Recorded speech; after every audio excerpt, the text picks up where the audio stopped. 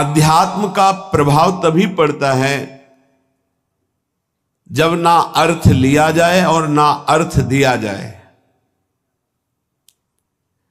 अर्थ लेने की भावना से अध्यात्म का उपदेश देने पर रंग नहीं चढ़ेगा, और अर्थ दे करके अब अध्यात्म सुनने से अर्थ की प्रधानता होने के कारण, रजोगुणी वृत्ति होने के कारण, दैन्यता ना होने के कारण वो उपदेश को ग्रहण नहीं कर पाएगा। जिसके हृदय में केवल भगवत प्राप्ति लक्ष्य है, केवल भगवदानंद लक्ष्य है, उसी लक्ष्य को रख करके चर्चा की जाए, और केवल भगवत कृपा है इसलिए मुझे साधु संग मिला, सुनने को मिला, ये भाव रखा जाए तो कथन और श्रवण से निश्चित भगवत प्राप्ति का मार्ग प्रकाशित हो जाएगा। जब तक भगवदानंद के सिवा और कोई आकांक्षा अंदर रखी जाती है तो उसे कपट कहते हैं। यदि कपट रख करके अध्यात्म की चर्चा की जाए तो उसका कोई प्रभाव न कथन करने वाले पे पड़ता है, न श्रवण करने वाले पे पड़ता है। चौथी भगति मम गुणगन करई कपट तजी गान। ये जो भगवत चर्चा है, स्वांता सुखाय तुलसी रघुनाथ गाथा, ये आत्म सुख के लिए गान की जा रही है। मान प्रतिष्ठा यश कीर्ति रुपया पैसा भोग सामग्री प्रणाम नमस्कार वाहवाही, ये सब इसका लक्ष्य नहीं। अगर ये लक्ष्य है तो प्रभाव नहीं पड़ेगा, न कथन से न श्रवण से। यदि भगवद आनंद लक्ष्य है तो श्रवण सुनत प्रापक रति राधा पद अम्बुज सुकुमार। सुनने मात्र से प्रियालाल के चरणों की प्रीति हृदय में प्रकाशित हो जाएगी। गावत श्रवणन सुनत सुखाकर विश्व दुरित दवनी। गायन करने से, श्रवण करने मात्र से संपूर्ण विश्व के पाप नष्ट हो जाएंगे। कोई भी कहीं भी हो, यदि वो कान में भगवत चर्चा सुन ले तो श्रवण द्वार जाकर हृदय के संपूर्ण मलिनताओं का, पापों का ये शब्द नाश कर देंगे। क्योंकि निष्काम निर्विकार चिदानंद भाव की प्राप्ति के लिए लक्ष्य करके जब चर्चा होती है तो उसमें अद्भुत सामर्थ्य होती है।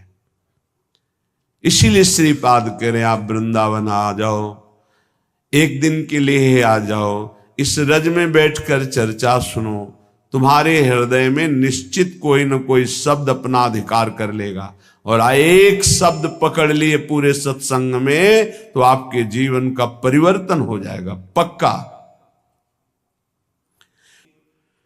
न तुम्हारी जाति काम में आएगी, न तुम्हारे प्राण किसी काम के रहेंगे, न तुम्हारा धन तुम्हारे साथ जाएगा, न तुम्हारा परिवार, सब यही छूट जाएगा। देखो, जो पंचभूत हैं वो सबके एक ही हैं। पंचभूतों से बना हुआ है शरीर, जैसे हमारा वैसे ही आपका। इसमें कोई घटा बढ़ी नहीं है कि 80% हमारा, 75% आपका, 100% उनका, ऐसा नहीं। 100% पंचभूतों से जैसे ये बना है ऐसे आपका बना है, और 100% जैसे हमारा भगवान का अंश स्वरूप है आत्मा, वैसे ही आप सबके, किंचन मात्र कोई अंतर किसी से नहीं। ये जो विविध प्रकार के धर्म, लोक धर्मों की व्यवस्था की गई है वो भगवत प्राप्ति के लिए की गई है। एक दूसरे पर घृणा, नफरत, लड़ाई झगड़ा, ऊंच नीच, इसके लिए नहीं की गई। एक लोक धर्म है।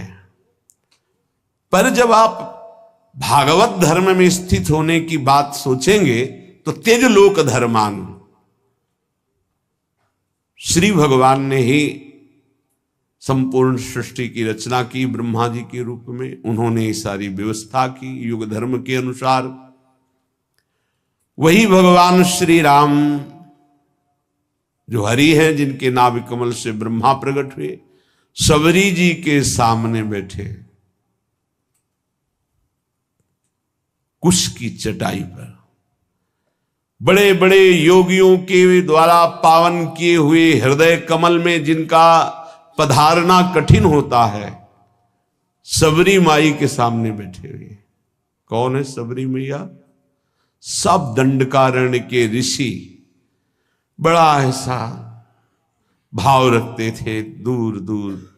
एक तो भीलनी, दूसरे स्त्री, तीसरे कुरु,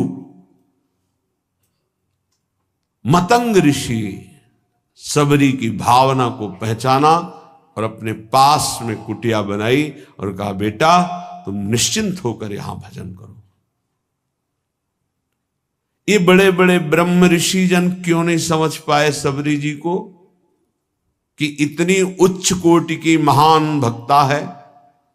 क्योंकि उन्हें अपने ब्रह्मणत्व का, अपने तप का, अपने साधन का, मैं महान हूं क्योंकि ब्रह्म ऋषि हूं, ब्रह्मणत्व है।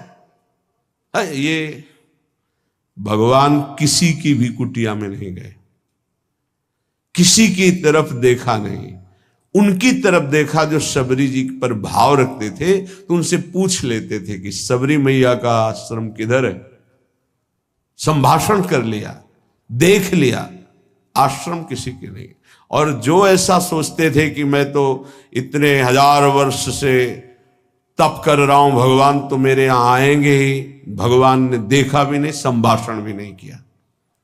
आश्चर्य है, भगवान सबरी जी के सामने कुशासन में बैठे हुए। सबरी जी एक एक बेर भगवान को दे रही है, जो रोज भाव से चयन करती थी। भगवान उससे बखान बखान के पा रहे। फिर भगवान सबरी जी की स्तुति करते हैं। जो नवधा भक्ति है वो उपदेश नहीं, क्योंकि भगवान के सामने ही प्रेमाग्नि में शरीर को भस्म करके वो भगवत धाम जा रहे, तो उपदेश दिया जाता है जो आचरण करे। सबरी जी में तो संपूर्ण प्रेम लक्षणा भक्ति का प्रादुर्भाव हो चुका है, जो नवधा भक्ति के बाद होती है। भगवान ने उसमें कहा कि जाति पाति कुल कर्म बढ़ाई, ये सब मैंने माना, मुझे ये कोई रिझा नहीं सकता। मैं अमुक हूं, मैं अमुक हूं, मैं अमुक। मानव एक भगति कर नाता, एकमात्र मैं भक्ति का नाता मानता हूं। और वो चांडाल भी जगत पूजनी हो जाता है जिसकी जिह्वा पर भगवत नाम हो। जो भगवान का भक्त हो, चरणोदक लेकर पीना चाहिए, वो चाहे स्वपच हो, चांडाल हो, किसी भी कुल में जन्मा हो। और जो भगवान की भक्ति से विमुख है, वो कोई भी हो, वो इस सच्ची मानो वही स्पर्श करने योग्य नहीं है जो भगवान से विमुख है। और जो भगवान के सन्मुख है वही सर्व पूजनीय, सर्व वंदनीय है।